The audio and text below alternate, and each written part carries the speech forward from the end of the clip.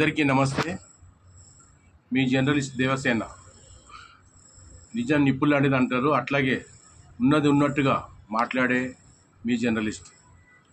అయితే ఈ బంజారాయిస్లో Apollo hospital ఉంది, మీకు అందరికీ తెలుసండి. అపోలో హాస్పిటల్ బంజారాయిస్లో ఉంది.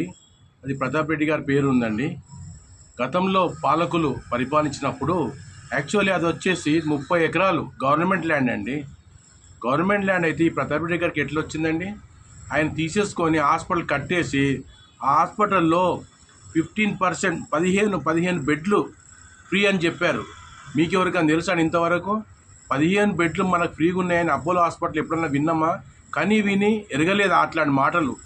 వాళ్ళు ప్రైవేట్ హాస్పిటల్ కాబట్టి విడిగా బిల్స్ వేస్తారండి. నిజంగా హాస్పిటల్ అన్ని మించింది కమర్షియల్ ఇంకోటి లేదండి. అయితే దాని యొక్క GO MS number 517 date 26/3/1981 ULC 1976. అయితే నేను అనేది ఎందుకంటే ఈ హాస్పిటల్స్ అనేవి మనుషుల ప్రాణాలను కాపాడాలండి.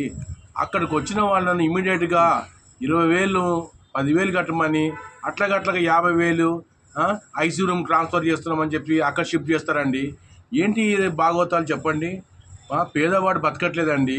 అయితే ఇట్లాంటి 30 ఎకరాలను నేను ఈ యొక్క మన సీఎం గారికి విన్నవించేది ఏంటంటే, ఈ 30 ఎకరాలు గవర్నమెంట్ ల్యాండ్ అండి. దయచేసి మీరు దాన్ని తీసుకోండి. మీరు ఏ భూములు హైడ్రాన్ పంపించేసి పేదవాళ్ళు నివసించే చిన్న చిన్న ఇళ్ళు అట్లాంటి కూల్చేశారు.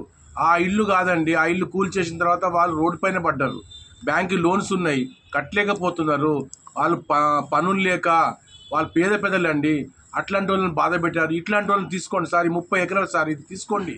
మీరు తీసుకొని గవర్నమెంట్కి లాభదాయకంగా ఉంటుంది. కాబట్టి దయచేసి ఈ అపోలో హాస్పిటల్ను మీరు త్వరగా దాన్ని మీరు తీసుకుంటారని నమ్ముచున్నాను.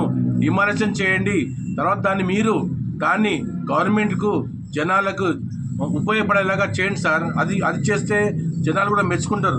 దాని యొక్క ఆదాయం ఎంత అంటే 2010లో 15 కోట్లు, 2020కి వచ్చేసరికి 10,537 కోట్లు.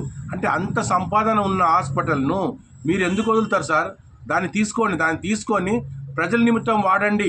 బంజారాయిల్స్ అపోలో హాస్పిటల్ విషయం నేను చెప్తున్నాను. గతంలో కూడా సార్ మీకు తెలిసి ఉంటుంది, కానీ గత ప్రభుత్వాలు చేయలేదు. దయచేసి రేవంత్ రెడ్డి గారు మీరు చేయండి. మీరు చేస్తే ప్రజలకు మేలు చేసినలాగా ఉంటుంది. అది గవర్నమెంట్ హాస్పిటల్గా మీరు వాడుకోండి. ప్రజలకు కూడా మేలు అవుతుందని నా యొక్క మనవి సార్. మీ యొక్క జర్నలిస్ట్ దేవసేన.